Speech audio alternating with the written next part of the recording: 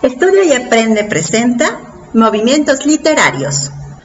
Las expresiones artísticas en general están influenciadas por la época, el lugar y el tiempo en el que se desarrollan. Esto es normal, somos seres humanos y reaccionamos a lo que está pasando a nuestro alrededor y al mismo tiempo formamos eso que está pasando. Los artistas plasman su visión sobre la época que les toca vivir. Entonces se considera que un movimiento literario es una etapa durante la cual las obras tienen ciertas características comunes, hablan de los mismos temas y utilizan los mismos recursos estilísticos, o al menos muy parecidos. Dentro de cada movimiento literario hay 3 etapas: la etapa donde da inicio, la etapa de esplendor y la etapa de decadencia. El cambio de un movimiento a otro no es un cambio brusco. Hay una etapa de transición. Aunque te diga que el movimiento dura de tal siglo a tal siglo, no significa que automáticamente, empezando el siguiente siglo, se termina con todo lo anterior y empieza la etapa nueva. Hay autores que pertenecen a 2 corrientes porque están en el fin de una y el inicio de otra era. En este video vamos a ver las características generales de cada movimiento, los autores representativos y algunas obras representativas también. Y este video da inicio a una lista de reproducción que va a ser sobre los movimientos literarios, cada uno de estos movimientos. Entonces, si no te has suscrito, este es el momento perfecto para suscribirte al canal, activar las notificaciones, porque todos los próximos videos serán de estos movimientos literarios explicados a profundidad.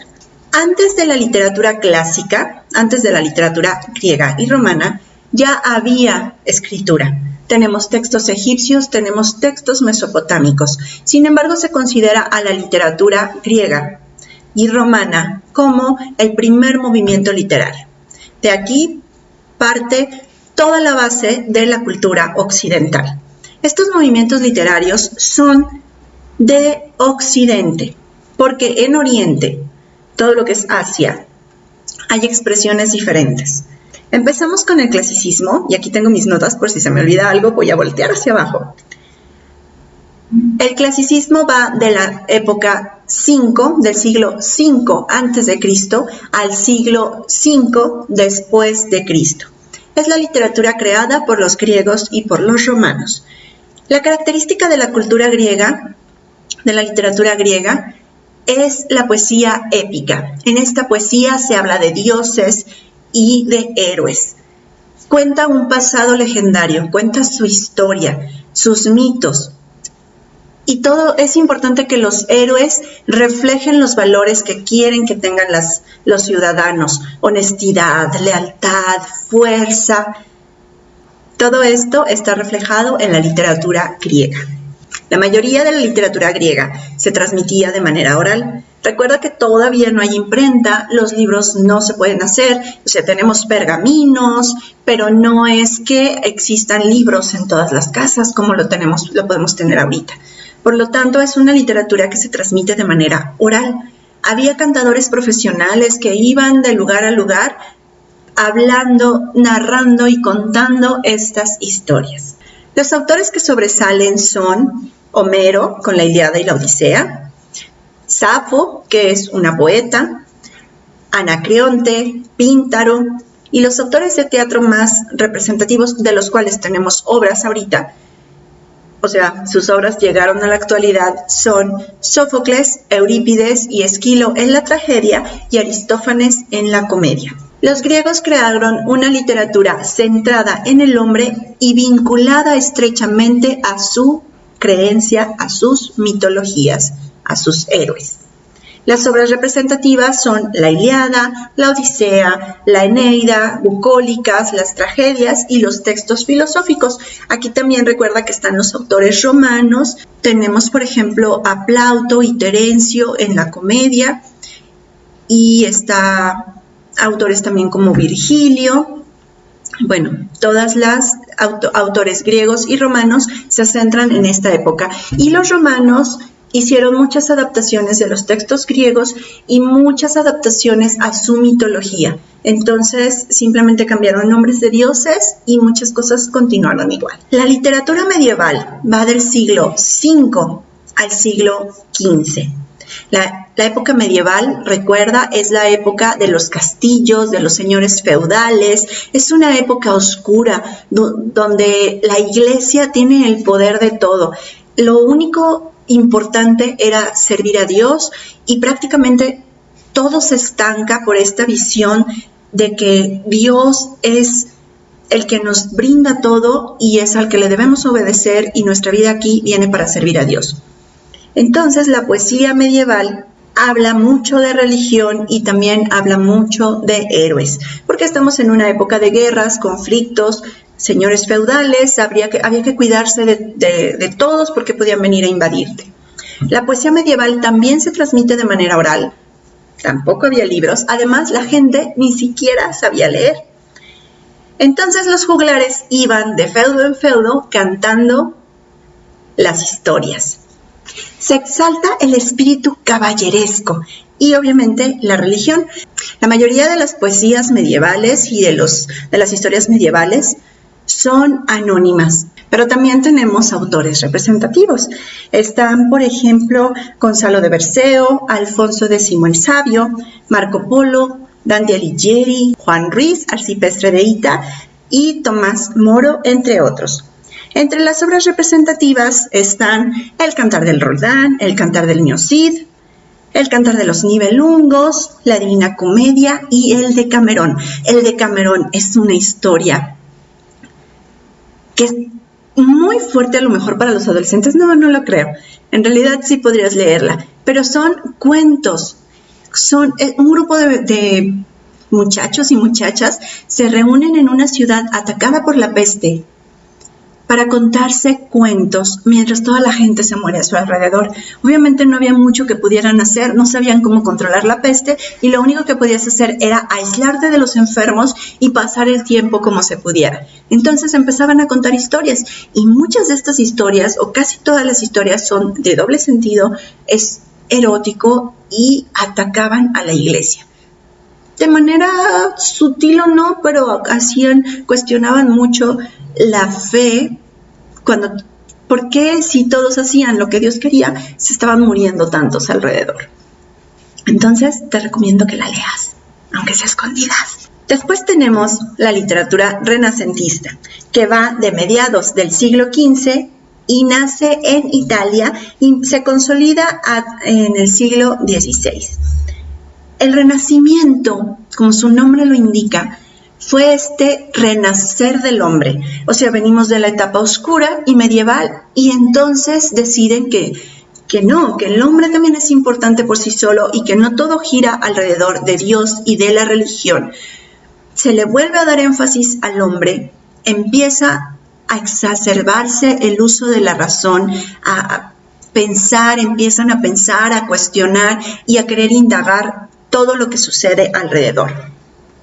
Entonces se empieza a considerar que el hombre es el centro del universo y no solamente Dios. Y además inventan la imprenta. Y la invención de la imprenta permite que la literatura llegue a las masas. Obviamente todavía había muchas personas que no sabían leer, pero ya era una gran ayuda saber que los textos iban a poder llegar más fácilmente al pueblo.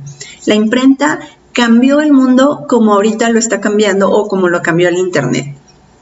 Los temas principales son el amor, la naturaleza, la mitología y el carpe diem, o sea, el goce de vivir. Había que disfrutar la vida, y más en esa época donde se vivía menos que ahorita. Entre los autores representativos tenemos a Garcilaso de la Vega, Lope de Rueda.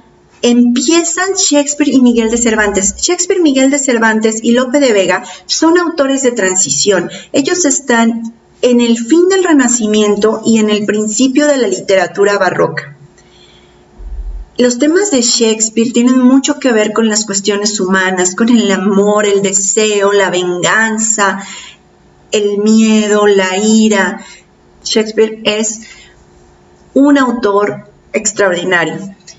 Miguel de Cervantes en El Quijote, su personaje principal, todos pensamos que la literatura clásica es muy aburrida, pero en realidad es aburrida si la tienes que leer a fuerzas y si tienes que terminarla en una semana, claro que sí, si es así, pues te entiendo, va a ser muy complicado, pero si le das una pequeña oportunidad te vas a dar cuenta de que el Quijote es un hombre que está obsesionado por las novelas de caballería y de repente se cree caballero. Es como si ahorita estuvieras obsesionado con las novelas, con los cómics o con las mangas y de repente te crees un personaje de manga y empiezas a actuar como tal y sales a enfrentar al mundo como si fueras un superhéroe o alguien con poderes, con superpoderes. Entonces, esta es la característica del Renacimiento, que el hombre vuelve a surgir. Si te fijas, vamos, en el clasicismo el hombre era importante y los dioses también. Bajamos a la Edad Media y empieza a subir donde otra vez el hombre tiene la importancia. Después viene la etapa barroca. El barroco se da durante el siglo XVII. Nace en Italia, pero se consolida y se arraiga más en España. De hecho, también aquí en México y en los países latinoamericanos somos muy amantes del barroco. El barroco es exagerado, exacerbado, se exaltan mucho los sentimientos. Hay dos corrientes, el culteranismo, que pretende crear belleza por medio de la forma, y el conceptismo, que pretende crear belleza por medio del contenido. Dentro de los autores principales de estas dos corrientes tenemos a Luis de Góngora y Argote en el culteranismo y a Francisco de Quevedo en el conceptismo. Este es el siglo de oro del teatro español. Entonces tenemos muchas obras representativas de este movimiento, por ejemplo, Fuente Ovejuna, La verdad sospechosa, La vida es sueño, Los empeños de una casa. Entre los principales autores están Sor Juana Inés de la Cruz, Luis de Góngora y Argote, Francisco de Quevedo, Lope de Vega y Calderón de la Barca. Después viene la literatura neoclásica, de la exacerbación del sentimiento y de estos escritos en donde usaban palabras muy rebuscadas y frases que pretendían decir mucho con poco o nada con mucho. Dicen, vamos a retomar lo clásico, porque esto es demasiado. Entonces empieza el neoclasicismo, que se da en el siglo XVIII. Es el siglo de las luces, es el siglo de la ilustración, es el siglo de la razón. Se intenta acabar con el oscurantismo, afianzar la razón y llevar el progreso, la justicia y la libertad a todos los ciudadanos. Es la época de la independencia de las 13 colonias de América, es la época de la Revolución Francesa. Con todos estos cambios empieza la edad contemporánea.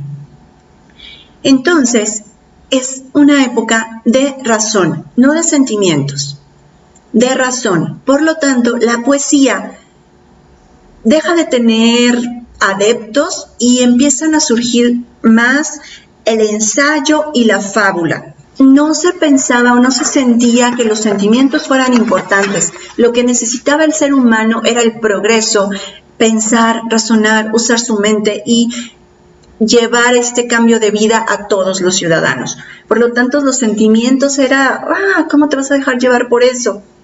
Así es que las obras, la literatura y la poesía y las obras de teatro en general pretenden más educar y moralizar que emocionar.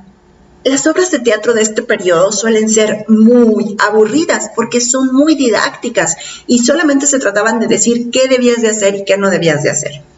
Pero bueno, también tenemos textos maravillosos y además pues es la época de la enciclopedia, de Diderot, de Voltaire, de todos estos ensayistas que nos dejaron textos maravillosos, pero en prosa, ya no exaltando los sentimientos, sino la razón por encima de todo. Tenemos a Leandro Fernández de Moratín, Ramón de la Cruz, Samaniego, Tomás Iriarte. Seguramente has leído alguna fábula de Samaniego.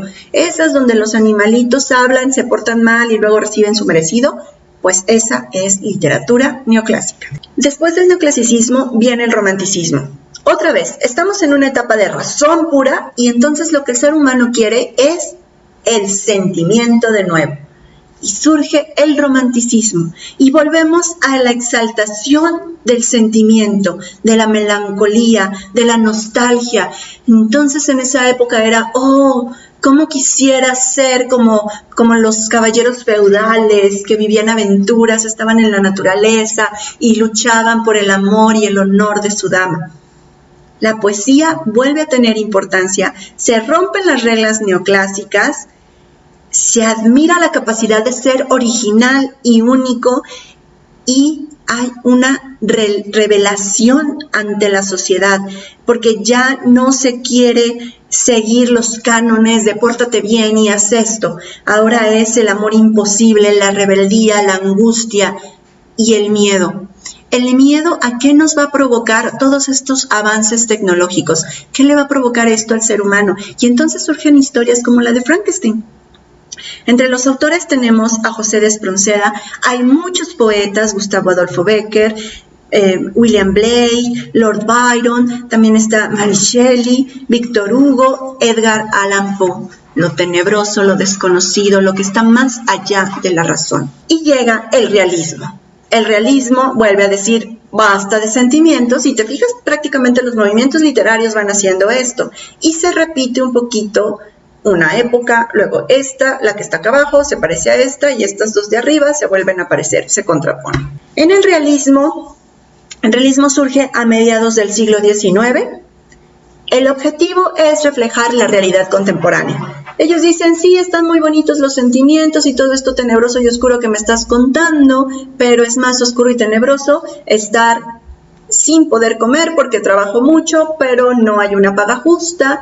Los ricos son más ricos y los pobres somos más pobres y no tenemos que hacer más que seguir trabajando para poder vivir.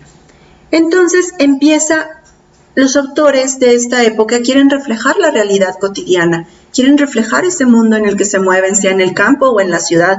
Le dicen un poquito adiós al individualismo y hablan de la sociedad en conjunto. Hay más predilección por la novela que por la poesía, porque ahorita también los sentimientos son importantes, pero no tanto. Es más importante comer, satisfacer las necesidades básicas, contar la lucha a la que se enfrentan todos los días las personas. Entonces, esto se narra más en la novela. Y tenemos autores representativos como Stendhal, Gustave Flaubert, Dickens, Benito Pérez Galdós, Emilio Solá, Ibsen, Guy de Maupassant, Dostoyevsky y Honorato de Balzac. Es la época de toda la literatura rusa en donde se plasman estos miedos y estas cuestiones del ser humano. Puedes leer Crimen y Castigo. ¿Qué pasa cuando decides cometer un crimen? ¿Cómo te torturas a ti mismo? ¿Qué pasa cuando decides ir en contra de las reglas sociales y seguir tu instinto, tu amor o la pasión y dejas atrás todo lo que representa tu vida? ¿Qué pasa en la guerra? ¿Qué pasa si estás perdido entre el querer tener un amor pero tu obligación es ser un sacerdote, como en Rojo y Negro? Dickens es el autor del cuento de Navidad, esta historia que seguramente conoces, donde se le aparecen 3 fantasmas al protagonista y le enseñan la Navidad pasada, la presente y la futura. Pues este autor es Dickens y muchas de sus obras narran la vida en los barrios bajos de Londres, cómo estás entre esta suciedad y cómo tienes que sobrevivir como sea. No tienes una niñez, tienes que sobrevivir, salir a pelear por el pan. Emilio Solá, en Naná, por ejemplo, nos cuenta la vida de una prostituta. Ibsen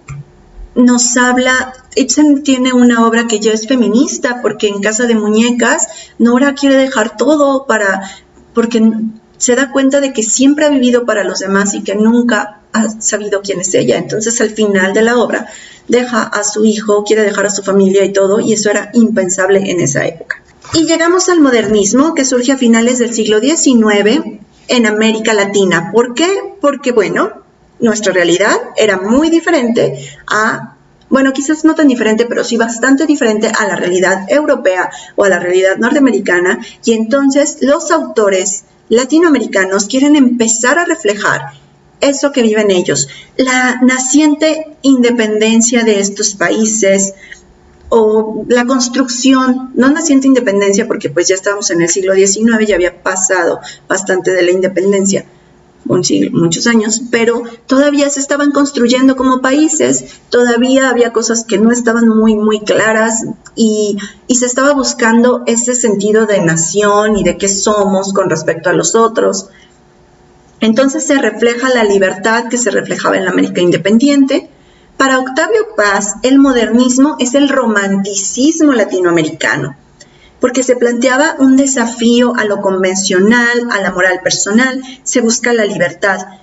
Tenemos autores como José Martí, Julián del Casal, Manuel Gutiérrez Nájera, Rubén Darío, Salvador Díaz Mirón, Amado Nervo y Antonio Machado. Otra vez, la poesía está muy presente en la literatura modernista. Y después vienen, el modernismo ya se puede considerar una literatura de vanguardia. Las literaturas de vanguardia se suceden rápidamente una tras otra. Ya no tenemos marcados estos periodos de siglos de duración.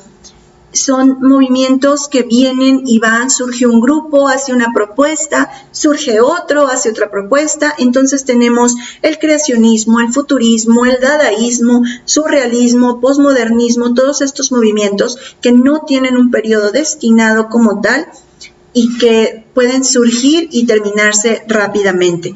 Es la época de la experimentación. Hay relatos circulares, juegos de palabras, manifiestos en donde se apuesta por lo original y se quiere desechar todo lo antiguo. En la poesía se altera la estrofa, la puntuación, la métrica, se rompen estructuras tradicionales de las composiciones y tenemos muchos autores. Además, aquí hay novela, poesía, ensayo. Entre los autores tenemos a Lyotard, Baudelaire, Michel Foucault, Lipovetsky. En los autores dentro de todos estos surrealismos, pues tenemos a García Márquez, a Juan Rulfo, a Cortázar, a Borges.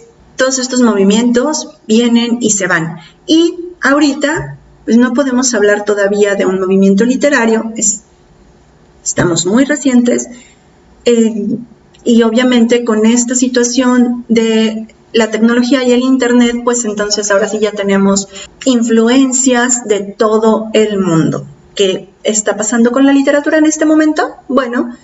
Tú conoces muchos libros que están de moda, que no significa que estén bien escritos. Entonces, ese tema ya lo veremos después. Espero que esta información te haya sido útil. Vamos a ver cada una de estas etapas más a profundidad. En estos próximos videos te voy a estar contando, ahora sí, el entorno del movimiento literario, o sea, históricamente qué se estaba viviendo, cuáles son las características principales, cuáles son las obras y los autores con mayor profundidad. Así es que espero que este video te haya sido útil. Si es así, suscríbete al canal si todavía no lo haces, ya deberías de haberte suscrito, pero sobre todo comparte este video con tus amigos porque ellos también necesitan hacer la tarea. Recomiéndanos en tus redes sociales, dale me gusta, así nos ayudas muchísimo. Déjame comentarios, si tienes alguna duda, déjamela aquí en los comentarios, te la puedo contestar por las historias de aquí de YouTube o por las historias de Instagram. Si es rápido, te lo escribo también ahí. Hago lo posible por contestar lo más rápido que puedo, porque sé que muchas veces es tarea. Por el momento todavía puedo contestarles. Entonces aprovecha eso y si tienes alguna duda o si tienes alguna recomendación de videos sobre lo que estás viendo ahorita en la secundaria o en la prepa, pues también déjamelo en los comentarios para ir preparando mi lista para ver qué sigue después de esta lista de movimientos literarios. Hasta el próximo video.